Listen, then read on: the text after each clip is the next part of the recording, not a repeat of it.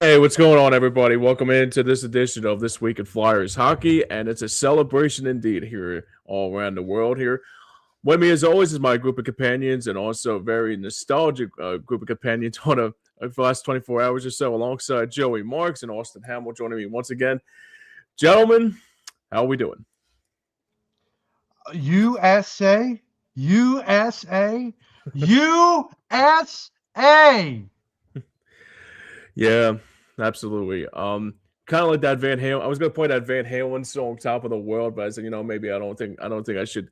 I don't want Sammy Hagar to give me any like cease and desist disorders for his song. So honestly, how you doing, Austin? Good to see you, buddy. I'm feeling great, man. It was a hell of a win for the U.S. in the Olympics. Incredible tournament play overall for those guys. So I'm so excited to be able to talk to you guys about this today. Absolutely. Basically, I think the one thing we could talk about here with this Olympic break was that it was a lot of good sports to go around. Obviously, curling was great. I didn't watch a lot of the figure skating because I'm not into that kind of stuff. But there's like other stuff that caught my eye. I mean, even like watching curling and watching how it's like adjusted to it was like actually pretty cool. Like obviously the USA hockey team and also like the Olympics. I mean, I think this was probably the first year, probably going back to 2010, when I watched the Olympic like very closely, especially how the Olympics were that good that year too. But I think this probably was just as good as a like that was back in that 2010 year. Unfortunately, Canada won it and because of Sidney Crosby, but overall that was still probably one of the best. But this one probably takes the cake about what this has been like for the last handful of weeks, and also hard to believe it's been. I mean, those 2 weeks just when it went by. Yeah. I mean, it whizzed by before you even blinked here. So, guys, I'll ask you this question here. Obviously, before we get into our topic here of the day, obviously, Team USA winning the gold medal. I was actually not up for it. I was actually sleeping like a rock on a med, so I missed mass majority of the game. So, let me. So, Joey, I'll ask you the first question here. Like, was there any sport that stuck out to you other than the USA hockey team? Like, that stuck out to you like during this Olympic break? Like, You know was it what? curling or was it curling or was it just a hockey team and just hockey play in general? It was the hockey play in general, but I'll tell you this right now, and I kind of said it to you prior to the Olympics starting, James. I'm like, this U.S. women's hockey team, Mm, I'm telling you, they are lethal. I yeah, mean, they they were are good. Yeah. just, they are a bunch of lethal women that just know how to play puck. I'm an equal opportunity guy, and I'll tell you this right now, though. There are some of those women. I've said this to my wife. I'm like, they could outplay some of the men, in Yeah, my for opinion. for sure. I, I think that at some point we are going to have to look at some of these women, and I know, like, if we go back to like the Mighty Ducks movies, like there were girls intertwined within the Mighty Ducks roster. Hmm. And so for me, it was like, yeah, look, if they're badass, they're badass. And like a lot of these women are just, they're flying around the rink like crazy. I mean, some of these, you could put the fastest skater in the NHL against the fastest skater in the females. And I'm not saying that the woman would win, but I'm saying it would be damn close. Those girls are just flying around. Yeah. I'm really interested because there is it was started about 3 years ago, Hmm. a female professional hockey league. Yeah, I'm Hmm. the really, PWHL.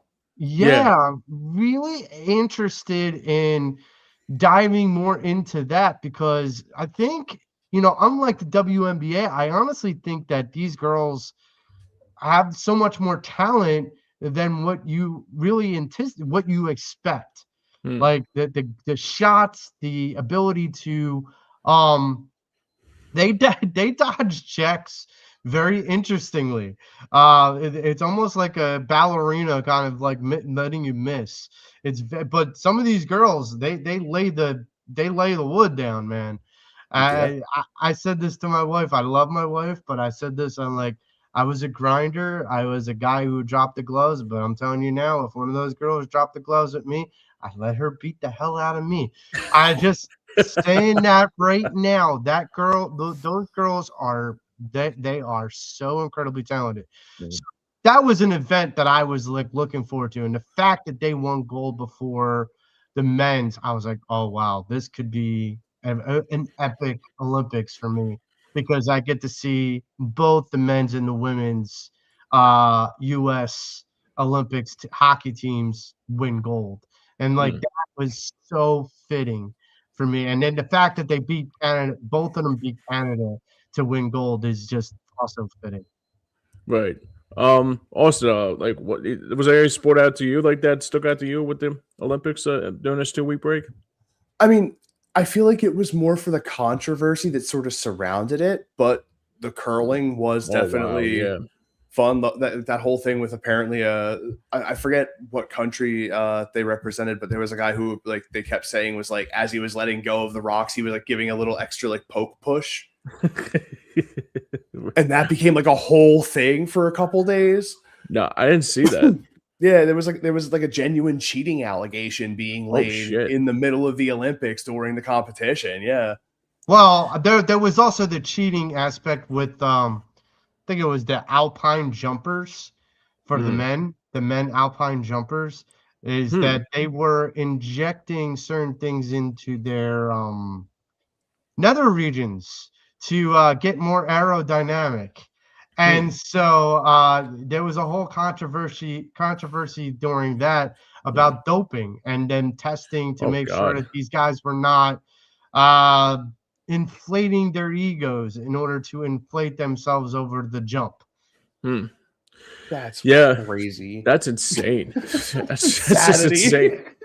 I can't play fair. I guess he wanted to Mark McGuire the shit out of it. I guess. Hey, I mean if there's something that they're not checking for, you know that someone's going to be doing it. Yeah.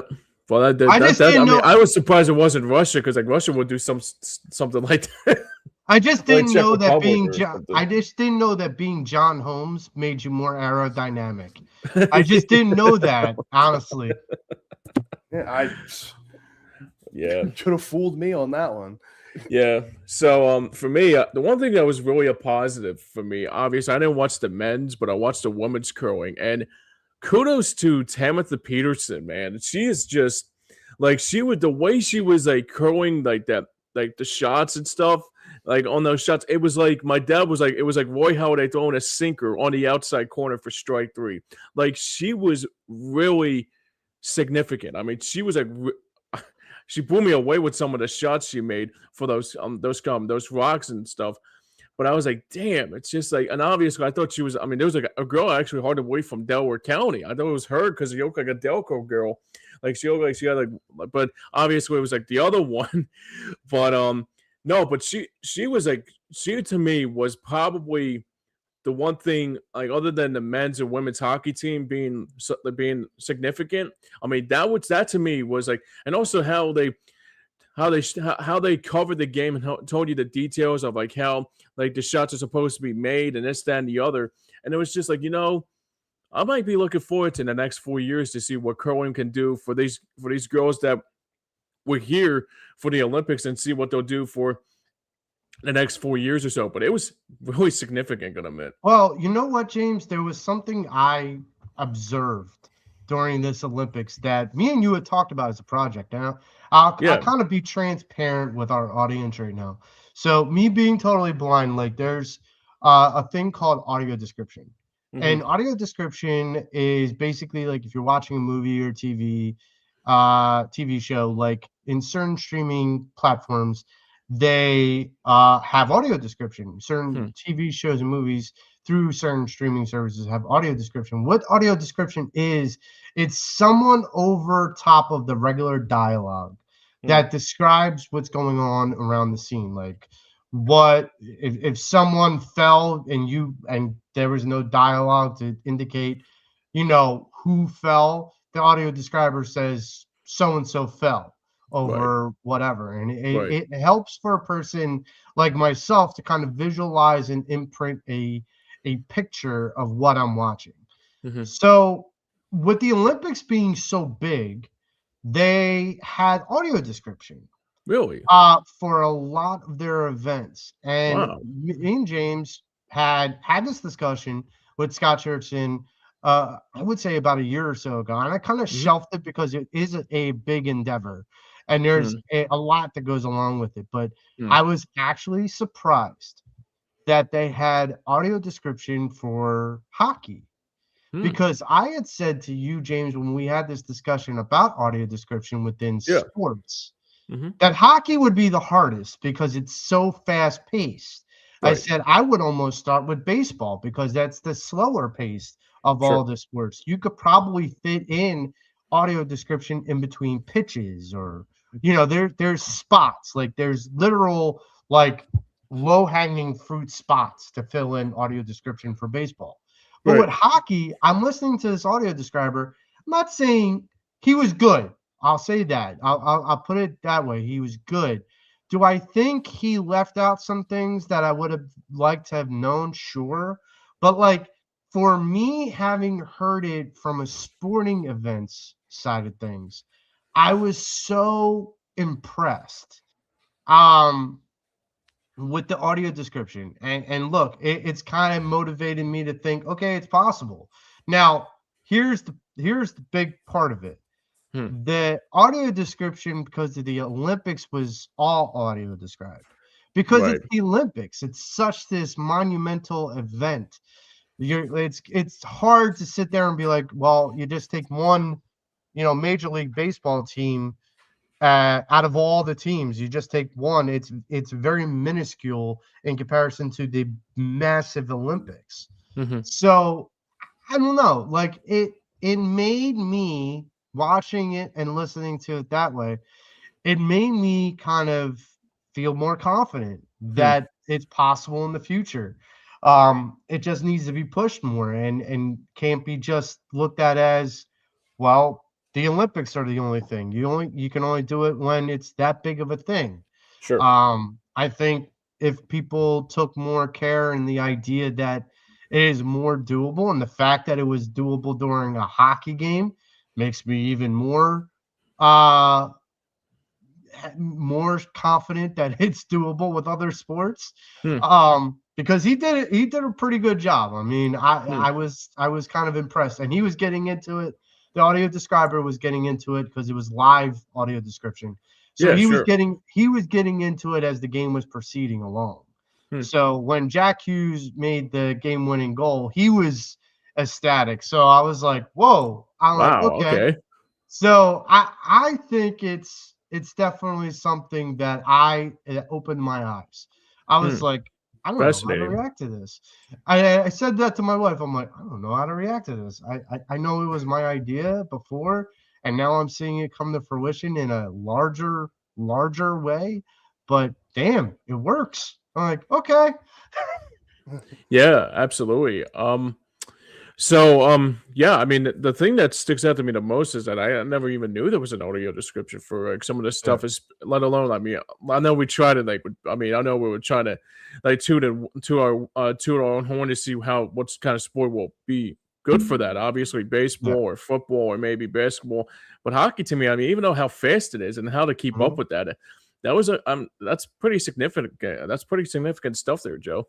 Yeah, and the fact that he was very clean with his delivery of like how he That's even said better. certain things, it didn't make it seem like you were listening to like those guys that like do like Mexican soccer and you hear Uh, and it's like okay, he's saying words, and it's not that I can't understand it because it's in Spanish. It's that I don't think he's saying the whole word as he's speaking it mm, because he's saying it so quickly, it, and it's it's not like entertain. It's like micro machines. If yeah. you can go back in the day to that, Right. um, speed talking. So it Yeah. was a great delivery by him. Well, hopefully, the best way I could describe it is that hopefully it was not forceful or straight in his Right. voice. Like it was like it's just skillful at the same time too. Yes.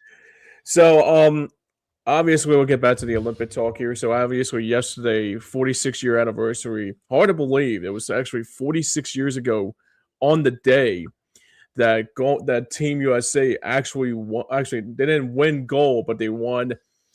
They go to the gold medal against Russia, and also that Miracle on Ice thing, and obviously I've been harping about it going back to before the Olympics even started. That there was a documentary on that Miracle on Ice team from 1980, and still to this day getting memorized about that. But most importantly, too, the thing I was really ecstatic about, I got a couple of photos here to show you. This picture right here that's probably just shows you a lot of like action speaks better than words here, because this actually to me is was one of the reasons why I was annoyed that I missed this. I mean, I actually got the chance to see it later. In case you haven't noticed, I'll do my own audio description like Joey just brought up here, is that it's Connor Hellebuyck, Robin Devontae, I think it's Devontae's of the Colorado Avalanche, stopping a puck, stick side, literally showing his stick and actually stopping the puck here. But most importantly, to me, the other thing that was really significant too is that I think Connor Hellebuyck had his inner Jim Craig kind of game like it was on that Miracle on Ice team in 46, because I saw the picture right after we won the gold medal, and I said to myself, that's Jim Craig all over again. It just occurred to me, James. Connor Hellebuyck had 46 saves yesterday. Yeah. That's ironically weird. It's like you couldn't script it any better, you know? Yeah. It's a perfect movie. That's ironically weird that it was that 46 years. It's 46 saves. 46 saves. Wow. Definitely stood on his head too. So, I mean, the thing that I was really surprised about more than anything is that I can go back to, like I said, we can go back to when USA was in the gold medal game in 16 years ago, and it was Zach Parise tying the game with like probably less than a second to go in regulation and tying that game, and I'm thinking they're going to win the gold medal. Mm-hmm. I mean, obviously that was like 30 years at the time. Then it was at 46. Hard to believe it took only 16 years later. But Sid the Kid came out and broke our hearts. Yep. And then the funny fact is that it was Mike Richards was on that team too, and Mike Richards and Jonathan Toews were in that Stanley Cup final in 2010 for the Flyers and Blackhawks.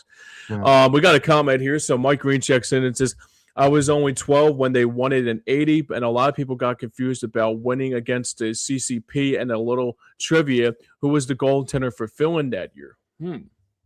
For what? Wait, Finland. You know who that was? I think it was Pelle Lindbergh. Yeah, I think it was Pelle Lindbergh. Yeah, that was the first name that came to my head.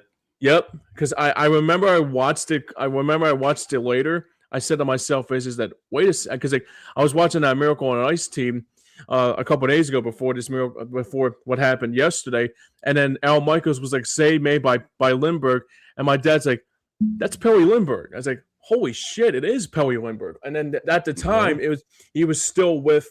We were correct, man. The Gray Lake Pelle Lindbergh. Well, yep. I'm not surprised that the hockey encyclopedia gets that one correct. But technically, I'm 46 years old, Joe. Well, here's the thing, James. It occurred to me as I'm watching the game. I'm watching the game with my wife and my daughter, and I'm like, I wasn't even alive when they last got gold. Actually, I'm old, and I'm like, well, Joe, you were. Oh no, yeah, you weren't born when the USA hockey team. You were born in November. That's right. Right, February of 1980 is when they won gold. That's right. I wasn't born until November, That's right. So I'm like, I wasn't even born. I was like, what the hell? You were 6 months in. You're not even 6 months into your mom's uterus. Seriously, I'm just like a flash in my dad's eye at that point. Yeah. Well, hopefully this will be a good omen for the Phillies, because the last time we checked that the Phillies won the World Series in 1980, so anything is possible. Here's something else to think about, and this is a question that kind of springboarded into like some of the Flyers is, does this, breaking this much of a drought, 46 years, does this mean that there's a possibility of another drought being broken in the NHL? Perhaps the Flyers winning a cup? Like, fingers crossed. Let's hope so. Anything that game showed me one thing. Connor Hellebuck had a difficult time in the beginning of this season, but that game, I mean, they're comparing him to Dominic Hasek, to guys like that for the Olympics and the World Cup and stuff like that. And I'm sitting there going, yeah, I can't argue with that. Like, I really can't. Like, that guy, if it weren't for him, we wouldn't have won gold. The period and the statement, the full stop. Like that is the literal antithesis of the run. Is if it weren't for him, we wouldn't be in that position, nor would we have been in a position to even win that game. That game could have easily been 4-1 Canadians going into the third period. Right. And it wasn't, luckily. And he made stops that I don't know. Like, you brought up the whole Taves and the paddle save. He was making save like that with his glove. He was making like diving saves with other. I'm just thinking, this dude's just determined. And it makes me also wonder, he's 27 years old. Yeah. This guy's not going anywhere anytime soon. Well, it's funny. It reminds me of Patrick Waugh when he was with Colorado. And we're like, oh boy, this guy's going to be around. He's going to be a headache for a long time. Oh, yeah. Well, here's the thing, too. Hellebuck, to me, I was watching him last year very closely with Winnipeg. Obviously, that's my third closet team because of, in case you haven't noticed, I'm a closet Chicago Wolves fan, and Kevin Shelladayoff is no. Could have fooled me. What? Well, You've only mentioned the Chicago Wolves 20 times on this show.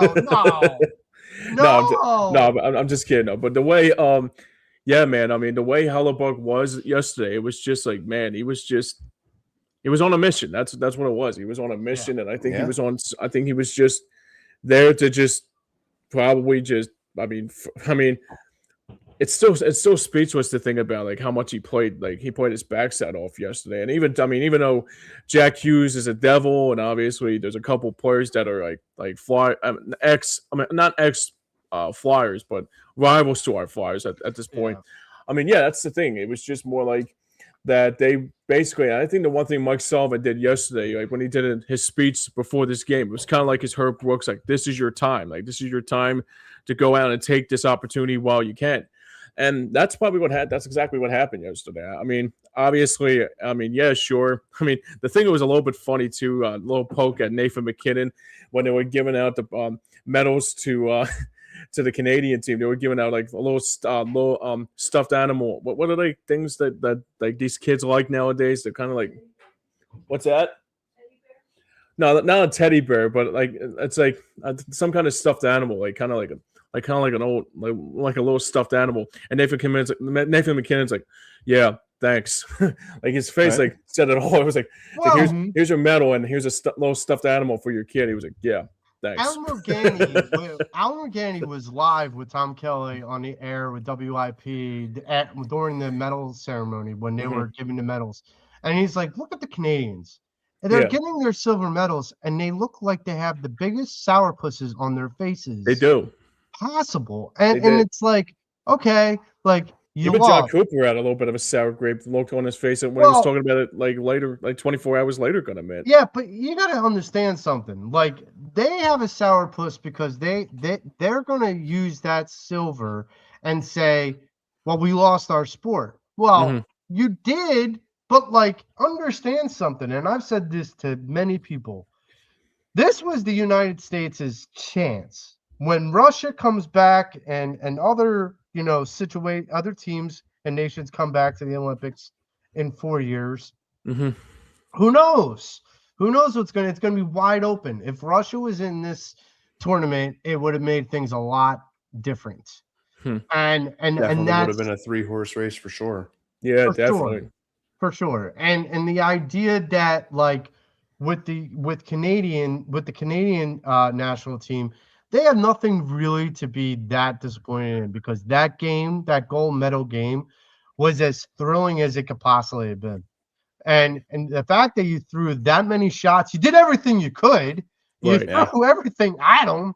So it's not like you can hang your head and be like, hey, we sucked. Like, no, you guys showed up and showed out. Just the game was on the line, and Jack Hughes decided he was going to play the hero.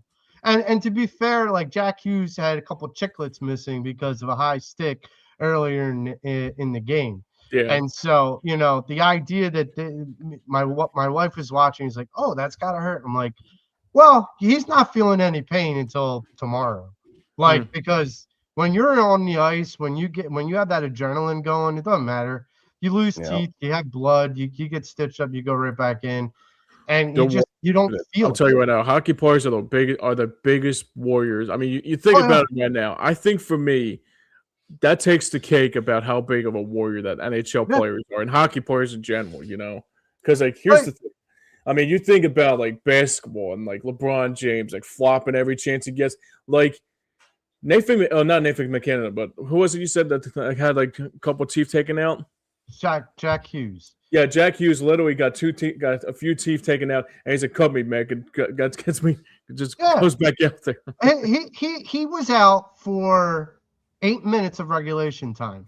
They literally they took the teeth. He chipped 2 of his front. No, he had 2 taken out of his front, and then 1 was taken out of his molar. Like a part of his tooth was taken out of his molar because it was chipped. So he was like, yeah, okay, take him out, put him aside. And he's like, he's doing an interview at the end of the game with like no front teeth. Right. And like 2 front teeth missing. He's like Bobby Clark, it's like the Bobby Clark smile. He doesn't care. He's like, okay, like I'll get him fixed later. It's fine. I want a gold medal. Like, yeah. And my wife's like, isn't he in pain? I'm like, no. Yeah, definitely. The adrenaline's going. He's not in pain. Like I'm grateful. It's one of the reasons why my wife like hesitated when I was like, would you have still married me if I was a professional hockey player? She's like, no. I was like, no. And I'm like, really? What are you talking about? And she's like, I couldn't deal with the lack of teeth.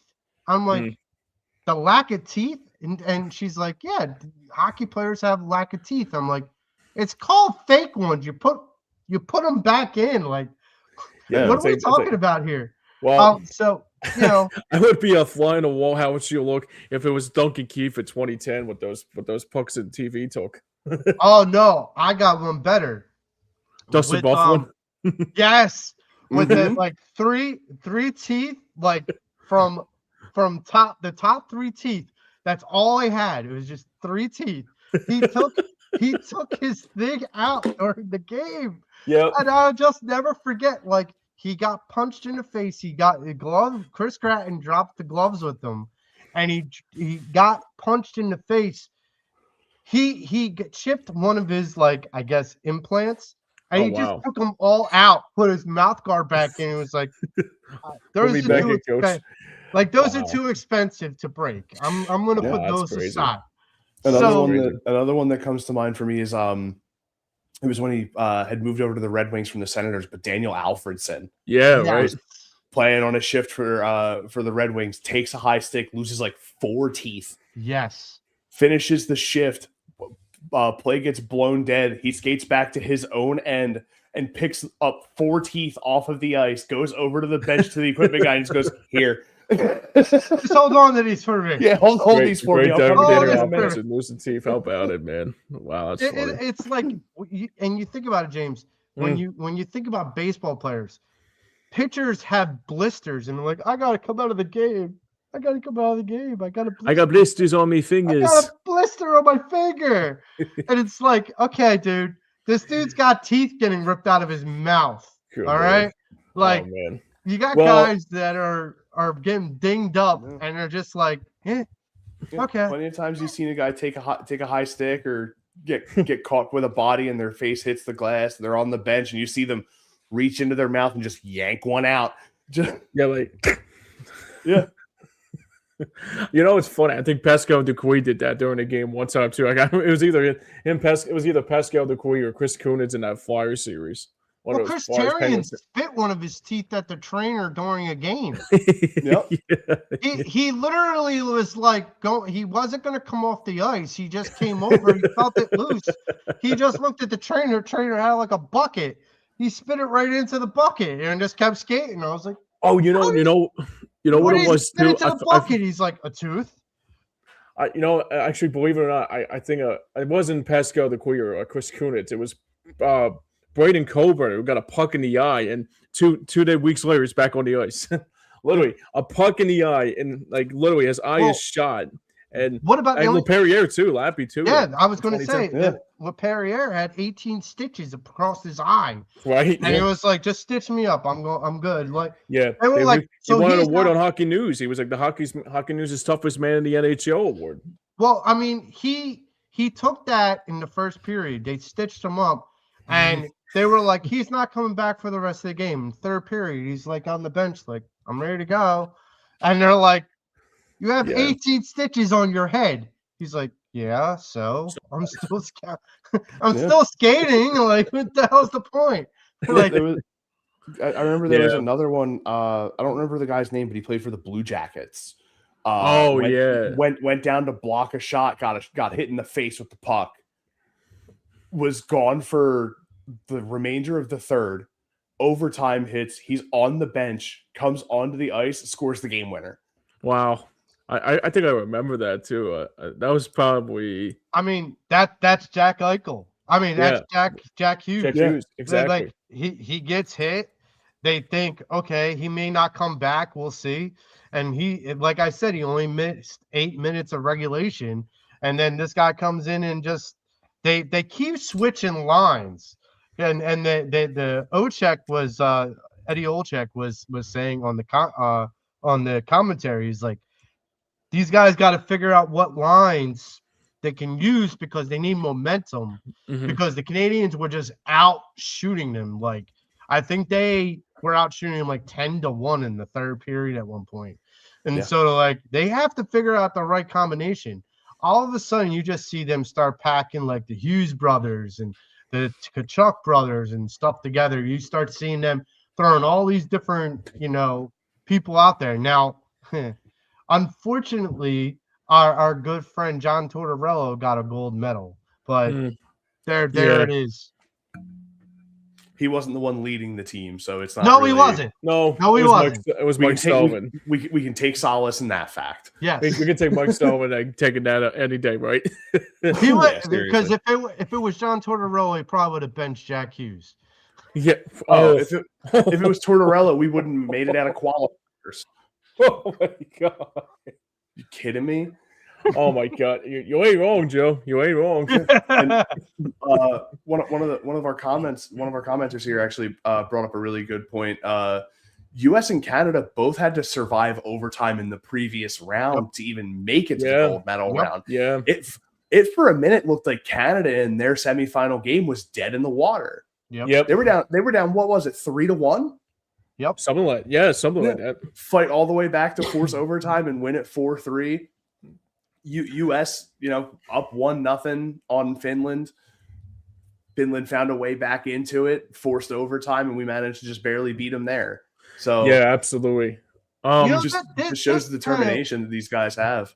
This kind of makes me also believe that the NHL will stick to this Four Nations thing. I would hope so. Because you know what? This fervor needs to continue. This rivalry between the Canadians and the United States needs to continue. Oh, sure. Absolutely. I want to see this more next year. I want the Four Nations back. I want to see these guys face off, and I want to see them, drop the puck and let's go. Yeah, absolutely. I would love to see the All-Star format from going forward just be the Four Nations. Yes. And just do the skills competition stuff before the tournament starts. Yes. Because like the hockey skills competition is really solid. Yes. It is. And then to have that sort of even if you have it as like a thing before each game, like a couple of the little things that you do during like the skills competition or run like before the game for teams that aren't participating in the slate that day.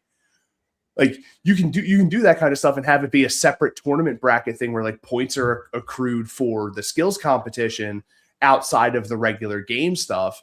And then you have, whoever wins the skills competition wins the skills competition, and then whoever wins the tournament wins the tournament. I hate to say it, but like, especially after the Olympics and what we saw and kind of the fervor that is surrounding the ability to replace an all-star game with like the 4 nations and knowing what that drama brings with that, I think the NHL above all the other 3 major sports, I think they may have gotten it right with the all-star kind of with the all-star break, because none of the other leagues are figuring it out, and NHL's like, the hell with it, just send them back to their country and pick the 4 best countries and just have them beat the hell out of each other. Yeah, I mean, I would say the next best all-star experience would be baseball. Yeah, like the NBA all-star experience is dying. The Pro Bowl's been dead for at least 10 years. Oh God, yeah, I agree. Yeah, I still feel like with basketball, they could do it if they wanted to. They could do it like the 4 nations, but they're not going to. Like they're just not going to. No. Like they could steal that perspective, and if they did it, it probably would be successful. Now with the NFL, that just feels like a joke. It's stale. It just feels like a joke now. And I feel like the difference between what was before with when it was like the 90s, them going to Hawaii and all of that, you got to see people like perform. Now it's like, oh no, we don't want our guys getting hit and tackled. I'm like, come on now. Come on, dude. Wait, like they weren't getting hit and tackled that hard back in the 90s. I mean, this isn't like Reggie White here. Sean Taylor did bury Brian Morstead on a designed punter run during a Pro Bowl. So I remember that. I mean, yeah, those things are bound to happen. To be fair, Sean Taylor was a special cat. Yeah, Sean Taylor was wired a little differently. Yeah. So obviously, I should talk about this. Obviously, if you didn't see it yesterday, like I was, obviously I was sleeping, but I saw it later, and my Facebook was like basically like filled with this. This is a picture, and I'm telling you right now, every time when I see it, I actually get more choked up. This is a picture of the Team USA hockey team after celebrating gold, having. Oh shit! Here we go. The Johnny Gaudreau family celebrate with them. Like that's obviously his 2 kids with them, and then you have Vinny Trocheck, and I would be sure that is correct me if I'm wrong. That is Dylan Larkin. Dylan Larkin, I think. Yeah, I think number 21. Yeah, it's like Dylan Larkin, and I don't know who the other player is on the left, but I mean, if you're a hockey fan, it is Vinny Trocheck. Okay, so yeah, I mean, every time when I watch this, I'm not even kidding you. Every time when I see this, I get chills. Like it makes you really nostalgic about how it happened. And I mean, today, the one thing that really makes me feel relief for is that Gaudreau family, because they have been through so much together in the last 2 years. When he got tragically killed by a drunk driver, and along with his brother. Everybody in the Philadelphia area and the South Jersey area was crying yesterday because of that. Because I think it was very moving. It was a very moving thing. Yeah, it was big. And it was I wish Johnny would have been there to see that. I mean, it would have been great to see that for him. I'm just glad his family was in attendance for all of them. They were a good luck charm. They were there from the very beginning, and it's really cool. It makes me, and this was a question that was brought up during the telecast, and this just magnifies it. Yeah. What is U.S. hockey now? Like, is hockey and the relevance of hockey back in the U.S.? And I think more so than not, it most certainly is. It's not just the gold medal for the U.S. It's what someone like Johnny Gaudreau stood for.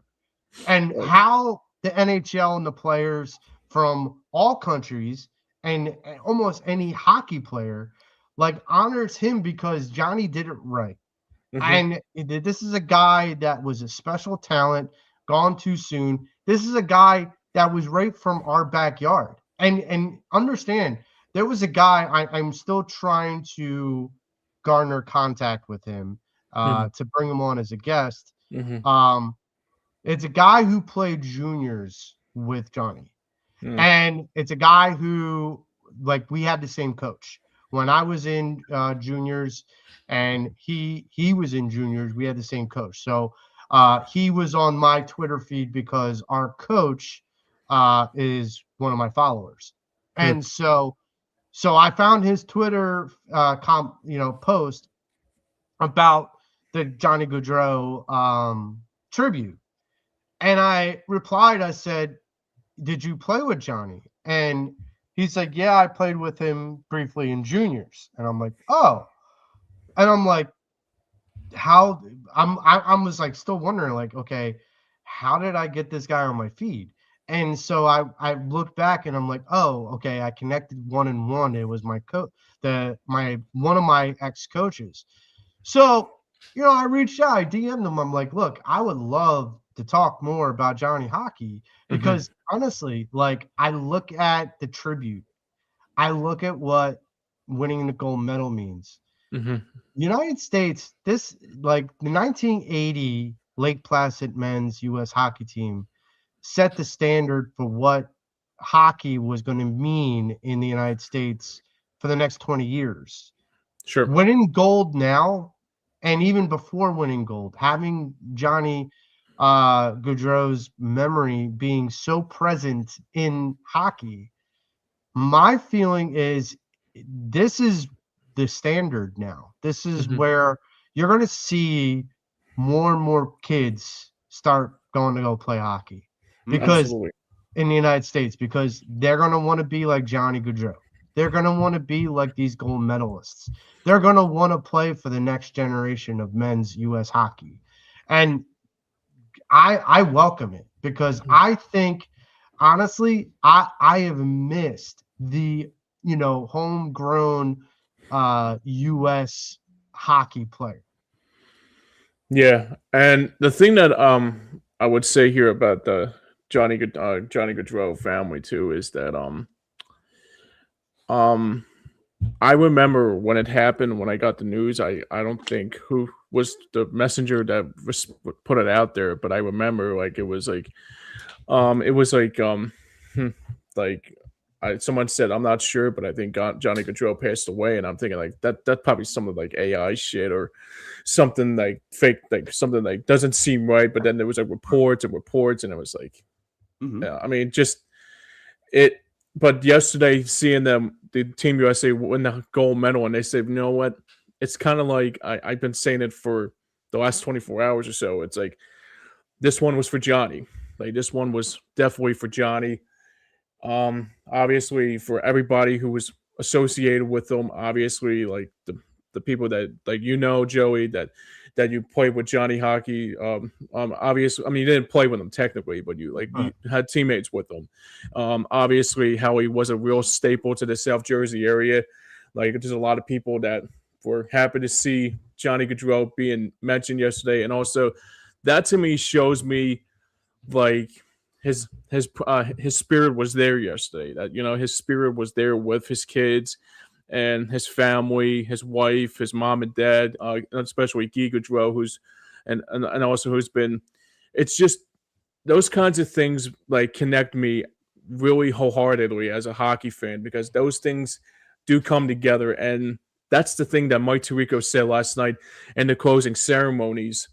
With that, hockey is the best sport to have people come together and watch the game of sport of hockey. And he nailed it on the head. And I think it was very, very well done by him. I thought he did an admirable job all with that, especially coming up to that. And even having his inner Al Michael is like saying like the Cinderella story with Kurt Warner in 99, saying that how else would you say that the Super Bowl champions, or at the time, the St. Louis Rams, it's kind of like the same thing. He rippled that effect with Johnny Gaudreau and the family and also the sport of hockey. and those 2 weeks with the Olympics were just it was cool to see watch like curling, obviously watch like hockey, like see Team USA finally win gold 46 years to the date that they did it. But yeah, the one thing I'm really happy to see is that the sport of hockey hopefully can build on that, especially like let alone what happened yesterday, and especially what can bring a lot of. You're good, Joe. Don't worry about it. Okay. It's all good. So yeah, I think that's the one thing I'm really happy to see is that we were thinking about the Johnny Gaudreau family, and now it feels like it felt like it was a little bit. It was like a sigh of relief yesterday. Well, not a sigh of relief, but more relief for that family who suffered through so much in the last 2 years, guys. Now you heard, I heard this after that there was a player from the U.S. I don't know who it was from the U.S. men's hockey team that gave Johnny's wife his gold medal. Wow! Like the idea that a player said, I know I earned it, but Johnny would have been here to earn it. Like that's the difference, is that hockey brings together a different type of, we talked about the toughness, but there's a different type of teammate you have to be in hockey because it's all got to row together. Right. You know, like I remember one of the key skills that my coach when I was 17 or 18 years old. You got a whole bunch of arrogant teenage kids, bunch of arrogant teenage boys that think they know more than they do. And the coach would always, he had this like air horn. And every time we didn't do something together during practice, he would sound the air horn like it was like a missile dropping, like a bomb dropping. And he's like, nope, start again. And like her books again, and then they blow the whistle. Right. Like he would sound the air horn. He's like, nope, start it again. And we would all be like, okay, who missed out? We're all looking around at each other like, who messed up? Which one of you knuckleheads is the idiot that messed up? Like, we're all looking around because we know we need to support one another. Sure. And the first thing that, Jack Hughes said in his interview is that, they're all brothers. They're all brothers on that U.S. men's hockey team. Right. Now I'm going to tell you, I'm going to switch gears a little because before we get out of here, I brought this up to James Austin, and I want to get this. We're got 26 games left in the Flyer season. 52 points, eight points back. Okay. You earlier in the season planted your flag and said the Flyers are back. Now, I am not going to dispute whether or not what your take is, but we're gonna reset a little and say this. I'm going to ask the both of you, and then I'll give my answer too. You got to take a position. The U.S. men's hockey team and women's just planted their flag on top of hockey, world hockey. Okay, so you have a chance. Are you planting your flag for the Flyers for making the playoffs this season or not? I'll start with you. Not only has my flag been planted, it has been set with a concrete foundation and will not waver. Ooh. I made that call. I made that call. What, 2 months into the season? Yes. I am not wavering from that call. This team has everything in front of them to be able to fight their way into the playoffs. Even like I said before, even if it's a one and done, a foot in the door is better than no foot at all, and this team can get their foot in the door. James, I'm going to ask you the same question. You got to plant your flag or not, and there's no judgment. That this is your opinion. Plant your flag or not. I know the last 2 months haven't been easy for the Flyers, but honestly, if they can get this train back on track and find a wheel, and especially like in the words that John Lennon would say, and the wheels go round and round, I would hope that I'm saying in 2 months from now, I'm hoping I'm scheduling my my seat to see a sea of orange in the crowd of the Flyers going back to the playoffs. I'm hoping that I see that Flyers hockey is relevant again in South Philadelphia, and I'm hoping that I would see a good Flyers Stanley Cup playoff run. Not saying finals yet. Hopefully next year they'll jump one step further. But like even Austin said, just getting in the door is better than not getting in the door at all. I think that was perfectly well said by you, Austin. And I think that's the one thing that the Flyers need to go back to, because they have the team that could go to the playoffs again. I mean, obviously you had a little bit of a slump before the Olympic break, but this was a perfect recharge for them to get their bearings back. And I know it's coming up in the next couple of days or so, and that's going to be 26 games left to go in this season. So it's kind of like there's no time to waste here. So I think that's going to be the most important thing for the Flyers team, is that they need to get back to where they were as a team early on in the season. But if they get in the postseason, man, this would be – it's going to be – I mean, obviously, I don't know about what the Sixers are going to be doing. I mean, the Eagles are going to be at the draft at the time. Phillies, I don't know, but hopefully Phillies will give us something too. But I miss Flyers playoff hockey in April. Every time it's April, I always would say Flyers hockey is back. And I'm hoping in April of 2026, the Flyers will make it back to the postseason for the first time. And God knows whenever that was. James, I'm going to hold your feet to the fire. Hmm. You say hope. Playing your flag or not. You got to choose. I got to play my flag. I'm playing my flag, bud. All right. Now, so before you give your opinion, my dad knows in all the hitters, it's time for the boys in orange and black to make a run now in all caps. Yes. I'm going to go, and I really thought about this. And for when I was watching the gold medal game, I said, this is the type of hockey I want to see for the next 2 months. This is the type of hockey I want to see for the next 2 months for my team, and I feel like I could. Because, okay, we don't have Hellebuck, but Villard is something special. Mm-hmm. He is something special that I think we can utilize. Now, there is every possibility that this team can pursue yes, man, what means they you're going to need. be going to the playoffs, buddy.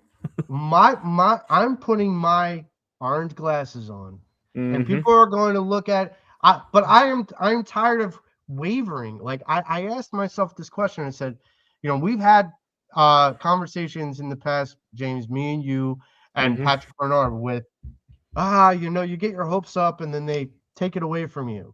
I was like, you know what though? If they take it away from me this time, fine. I'm okay with it. I can live with it. But I need to have the hope. I need to have the inspiration to believe that I'm going to see really good hockey and really meaningful hockey. Yep. That being said, I am planting my flag that the Flyers are going to make the playoffs. I'm also planting my flag that this team's going to make noise in the playoffs. Ooh. I feel like this team has a lot of potential. Right, brother.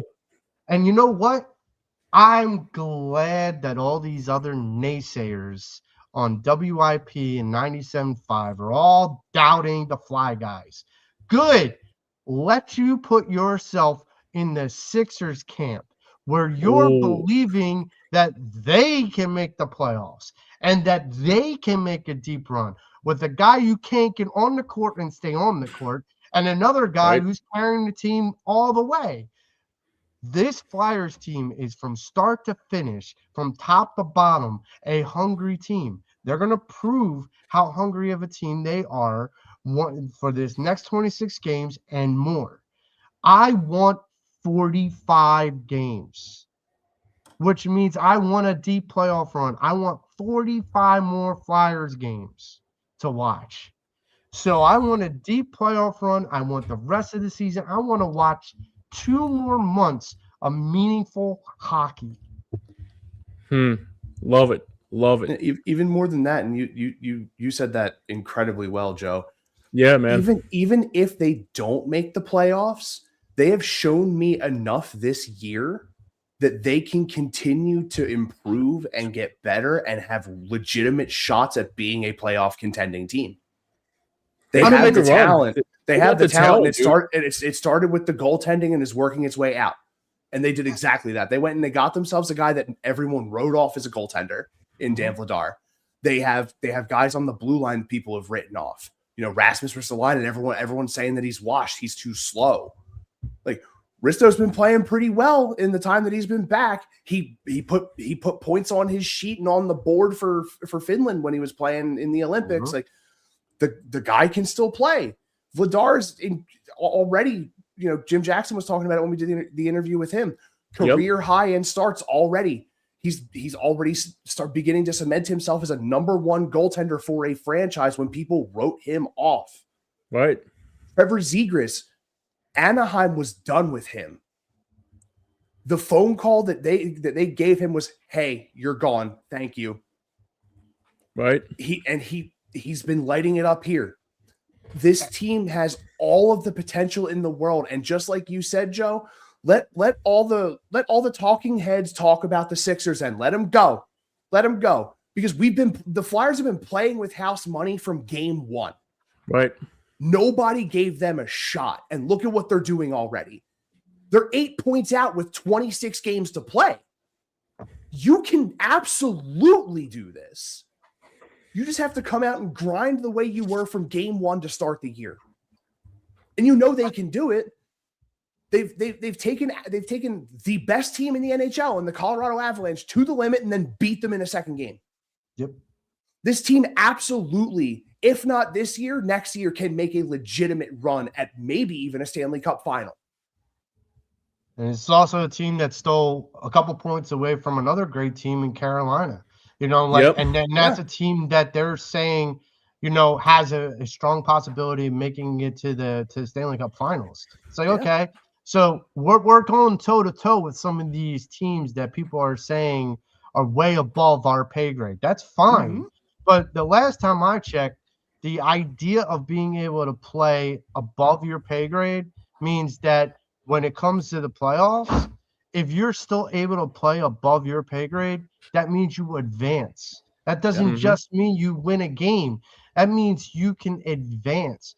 And look, you want to talk about ammunition. You talked about ammunition with Rasmus. You talked about the ammunition with Trevor Zegras. Here's another ammunition. Travis Konechny's pissed. This is a guy who's pissed because he got snubbed for the Olympics. This is a guy who's going to be coming for retribution and sorry for every other opponent because you're in the way.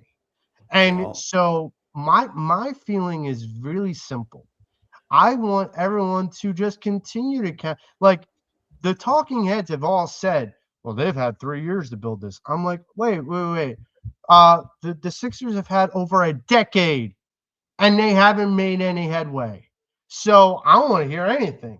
You had the Phillies who haven't had promise. You had 2022. Okay, good. You're great, but you're working backwards now. Like the Flyers are working forward. And we understand that, okay, when Danny Briere and Keith Jones sat down with the media, they said this was not going to be a quick rebuild. So unless you're deaf, you understood what that meant.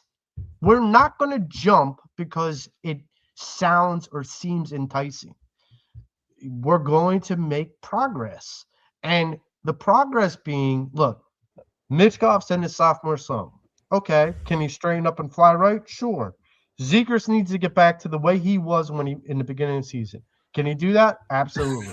Ristolainen has upgraded his stock. This is the point. Like, these guys, their stock's up. The Sixers, their stock's down. Period. Yeah. Absolutely.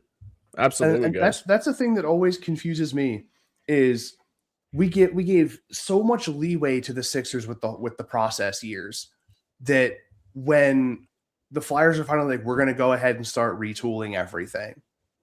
Mind you, new head coach, new front office look. You think that the window should be now? We literally just brought in a new head coach to fix the problems from the previous 3 years. and we brought in a whole new front office to try and reshape this entire organization from the ground up. You're expecting them to be contending consistently for conference final and Stanley Cup final right away? You're crazy. You're absolutely crazy.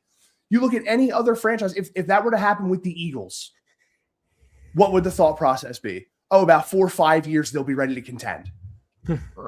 With the Phillies, about 5-6 years, they'll be ready to contend. You want to give the Flyers 3.5 months? Right. Like you're out of your goddamn mind. I mean, give this team time to shape. They're already shaping. Yeah. This is already shaping. How long did it take the Sixers to get to shaping? What, 7 years? What, 12 years? I mean, we're counting on 12 years. Like 8, 9 plus failed top 5 picks. And you got to keep in mind something Jim Jackson brought up in an interview. The Flyers are building, like we're talking about, but there are building blocks not even at the organization yet. There are building blocks that we're waiting to come in that are going to be stars. And that perspective on top of whatever else Danny does, like trading Rusto, what else he does in this year's upcoming draft. Like, there are things that he can do. Now, Jim made a valid point by saying we're gone with the years of waiting for these star free agents like Eichel and guys like that. Sure, some of those second, third tier stars might hit the free agent block, but with the cap going up, teams are just signing their guys. And that's fine. But I also go back to saying something, and I didn't bring it up to Jim, but, it's something to be said. We talked about Mitch Marner switching teams. We talked about Quinn Hughes switching teams. These are both big-time names, big-time players. So the possibility of getting a big-time name isn't outlandish. It's just a matter of how picking your spot, picking the time, picking the moment where you don't get rocked like a Daryl Morey with a trade, or lose out on a big free agent like Dave Dombrowski did this all season. Right. Like we can sit here and we can nitpick about all the things the Flyers could do wrong, but the things that I'm seeing that the Flyers are doing right are they're building and progressing talent. Just because Mitchkov has some downside this year doesn't mean he does. He's 20 years old. He's 20. Okay? Let's calm down. Let's take a beat. The guy can't drink a beer yet. All right? Like, let's take a beat for a minute. These guys are going to be fine.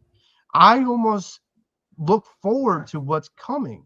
And that's why I say I want to watch meaningful Flyers hockey. Now, my expectation is if it's 26 games of meaningful Flyers hockey, fine.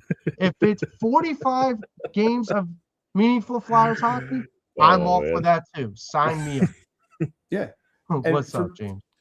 No, Mitzkowski's like chiming in with all the toots and whistles and all that. Just saying I'm a sophomore, it's not a sophomore slump, and how am I 20 if I'm 31 years old? He's a trip, man. But obviously, I think the one thing we can do here, I think it'll be only fitting since yesterday, USA won gold. I think for me, Rick Tock is going to come out here and say, okay, I lost the gold medal. Now I want to hunt. Now I'm looking to hunt some blood now. Hopefully the best thing that happens here too. Obviously, we got 26 games left.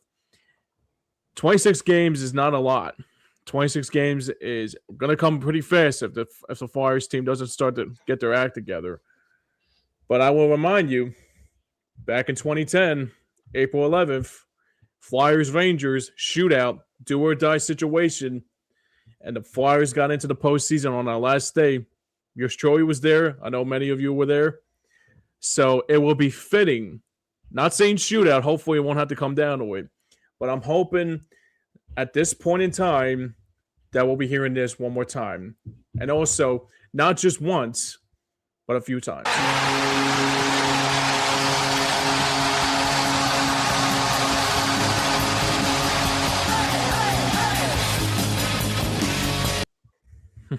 Yes. So let's get it, man. Let's fucking get it, boys. And I'll say this in parting. You want to talk about a shootout? The one guy that we have that I'll take on a shootout is Zegras and Dan Villadard. Yeah. Let it happen. Let all the doubters like doubt and let it happen. Let's watch meaningful hockey. Absolutely. Let's get it, man. Let's get it.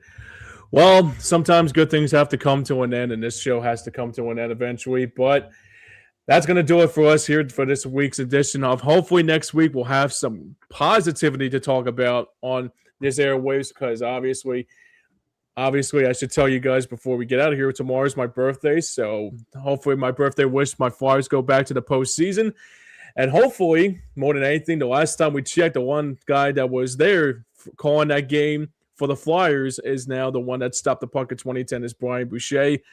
But hopefully, so most importantly, it would only be fitting for the Flyers to make another chance to get back to the postseason. But guys, it's been fun. I want to say thank you once again for you joining us here today at home, and also you guys watching it everywhere that you need to go. So, like I said, James, happy what's birthday that, buddy? to you.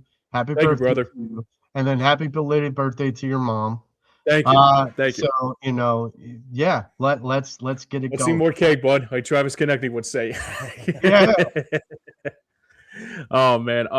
So that's going to do it for us here today. But, guys, like I said, it's been fun. I mean, obviously, we're going to keep on getting more funner.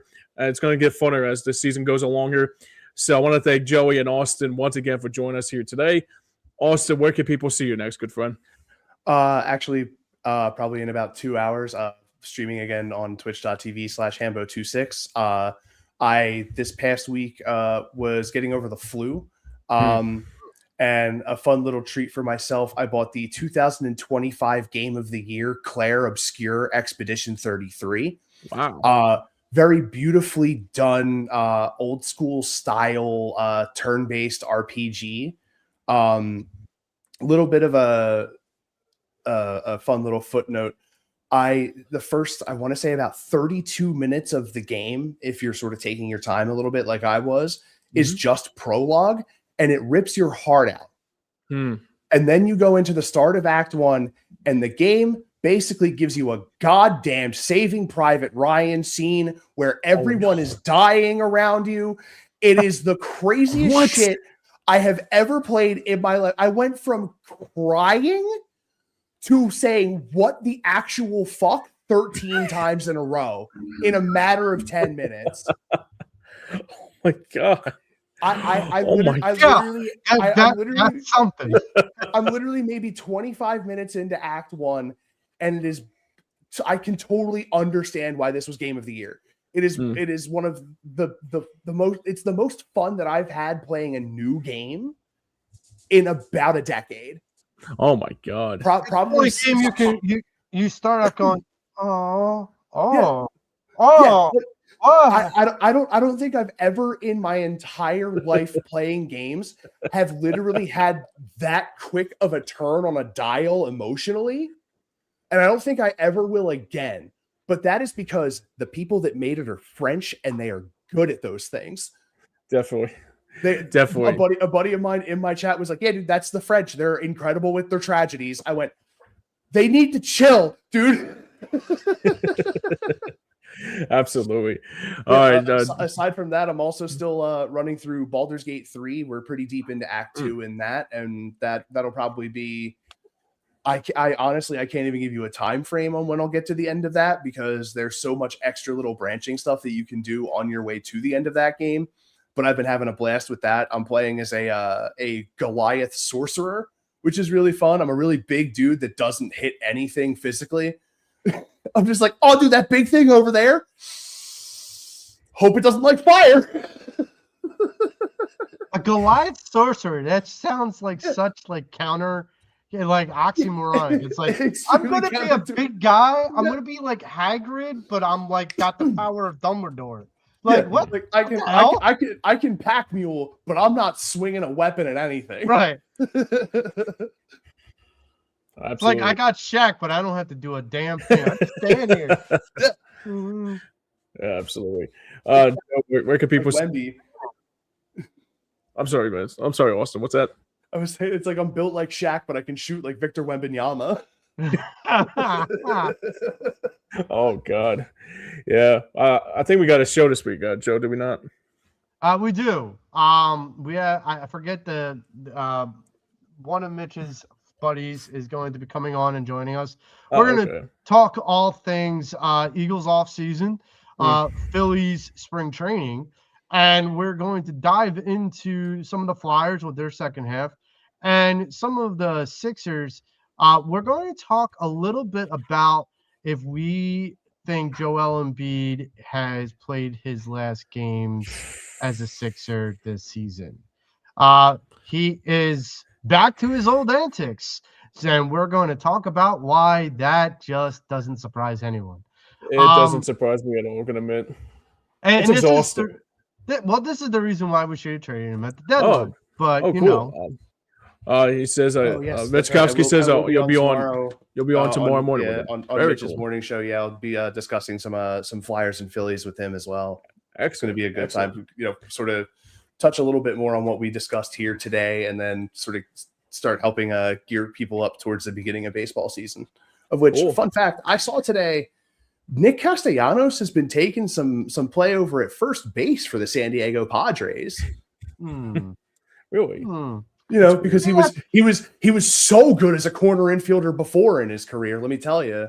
Yeah, I wonder if that's why he wanted to leave the Phillies, because his buddy Bryce Harper wouldn't leave they wouldn't swap positions. Hey, Bryce, I want to play first base. You go back into the outfield. No. I'm not elite anymore. I can't go back out there. Yeah, absolutely. I mean, Castellanos started as a third baseman with Detroit, and he was not good.